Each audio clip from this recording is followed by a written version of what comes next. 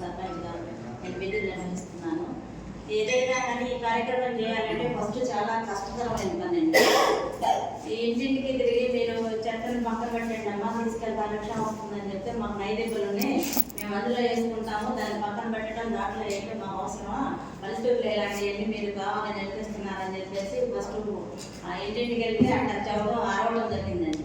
కానీ మేమైతే మా సెక్రటరీ గారు మేము తిరిగి ఇల్లు అట్లా కాదండి, మీరు డస్ట్బిన్లు ఇస్తాము, అందులో ఏంటి మీరు అధ్యక్ష వస్తుంది పొద్దున్నే తీసుకెళ్ళిపోద్దని చెప్పామండి. తర్వాత అట్లా వేయటం కొంచెం ఊళ్ళో సగం మంది వేశారు. తర్వాత రోజుకు 2 రూపాయలు చొప్పున 60 రూపాయలు ఇవ్వాలి అని చెప్పాం. ఇవి ఫస్ట్ చేద్దామన్నారు, తర్వాత డబ్బులు అడుగుతున్నారు, ఇదేంటి రేపొద్దునే అడుగుతారని అని చెప్పేసి అదొక కొంతమంది గొడవలు చేసేవాళ్ళండి. అయినా మేము పట్టించుకోకుండా వాళ్ళతో వాదన పెట్టుకోకుండా సరే ఫస్ట్ మీరు చెత్త తీసుకొని ఇవ్వాలనుకున్నప్పుడు ఇవ్వండి అని చెప్పేసామండి. అట్లా మొత్తము ఇప్పుడు ఊళ్ళో ఎవరో ఒక ఇల్లు 2 ఇల్లు తాళాలు వేసి ఉన్నాయి దాని నుంచి మొత్తం అందరూ ఇచ్చేసేవాళ్ళండి. అయ్యే 3కి జీతాలు సరిపోయాయండి డబ్బులు. ఇవి తీసుకొచ్చింది అక్కడ మేడ తొట్టుల్లో వేసి వాటిని ఇక్కడ చెత్త పొడి చెత్త వేరు చేసి అది వానపాములకి ఎరువుగా చేస్తే వర్మీ కంపోస్ట్ వచ్చేదండి. దాన్ని ఫస్ట్ నేను కేజీ 8 రూపాయలు తగ్గాము, ఇప్పుడు 10 రూపాయలు అమ్ముతున్నామండి. అది తయారవ ముందు నుంచే చెరువులోళ్ళు, జమ తోటలోళ్ళు, ఈ కూరగాయల మొక్కలు వచ్చేసి ఎప్పుడు తీస్తారు అంటున్నారండి. ఇప్పుడు షెడ్లోనే ఆకుకూరలు కూరగాయలు అవి పెడతాం. గ్రామస్తులు ఎవరైనా సరే వచ్చేసి అక్కడ ఒక డబ్బా పెట్టామండి తాళం వేసి, దాంట్లో 5 రూపాయలు 10 రూపాయలు వేసి వాళ్ళకి ఎంత అవసరం అంత మనం లేకపోయినా తీసుకెళ్ళిపోతారు.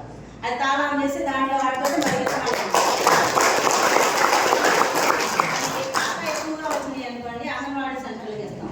ఎవరన్నా బాలింతలకి గర్భిణీలకి ఇవ్వండి అమ్మని బాగా ఎక్కువగా వచ్చినప్పుడు తీసుకెళ్ళి 2 సెంటర్లు ఉన్నాయండి, అక్కడి నుంచి వస్తామండి.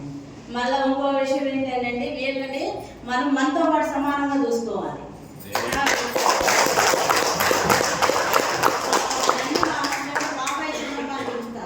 మనం మన పిల్లలతో మన ఫ్యామిలీతో ఎట్లా ఉన్నాం వీళ్ళని కూడా మనం మనతో పాటు సమానంగా చూసుకోవాలి. గ్రామంలో అందరూ చెప్తాం, మీరు ఏ పని ఉన్నా సరే వీళ్ళకి చెప్పండి, వీళ్ళు చేయనంటే వేరే వాళ్ళకి చెప్పండి. ఓన్లీ మనం ఇచ్చే చేతంతో వీళ్ళు బతకలేరు కదా. గ్రామాన్ని నమ్ముకున్నప్పుడు ఏమన్నా మీ ఇంట్లో పనున్నా ఫంక్షన్లు ఉన్నా సరే వీళ్ళకే చెప్పాలనేది ఇల్లు తిరిగి చెప్తామండి. వీళ్ళని ఎప్పుడైతే మనం గౌరవించి మనతో పాటు సమానంగా చూసుకుంటామో అప్పుడే వీళ్ళు చేయగలుగుతారండి. అది కూడా గుర్తుపెట్టుకోవాలి. వాళ్ళు ఎట్లా ఉంటున్నారు, వాళ్ళకి ఏమన్నా అవసరం ఉంది ఏమన్నా అంటే వాళ్ళు కూడా వచ్చేసి ఏంటి పాపాయి లేదా చిన్నమ్మ లేదా అని చెప్పేసి మమ్మల్ని చక్కగా వరుసలు పెట్టి పిలుస్తారు, మంచిగా ఉంటారు. అదొకటండి. మళ్ళీ ఏదైనా చేస్తే మనం ప్రతి ఒక్క పని పంచాయతీలో చేసేది గ్రామంలో ప్రజలందరూ తెలియజేయాలండి.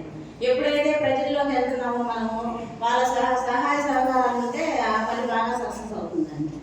ఇది మాకు అవార్డు వచ్చిన తర్వాత 8 లక్షలు వచ్చినాయండి, నేషనల్ అవార్డు వచ్చిన తర్వాత. అది చూసేసి అమెరికాలో ఉన్న వాళ్ళు ఈ పిల్లలు ఉద్యోగాలు చేసుకుని వెళ్తారు కదా, ఎక్కడో మారుమూల గ్రామంలో ఉన్న తమ్ముల వారి పొలం ఢిల్లీ స్థాయిలో వెళ్ళింది అని చెప్పి డోనర్స్ ముందుకు వచ్చారండి.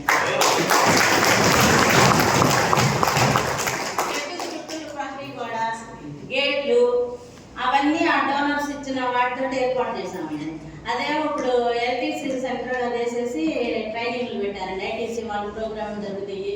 ఈ బాపట్ల జిల్లా నుంచి ఏమన్నా ప్రోగ్రాంలను మా షెడ్లో చేసుకుంటారండి.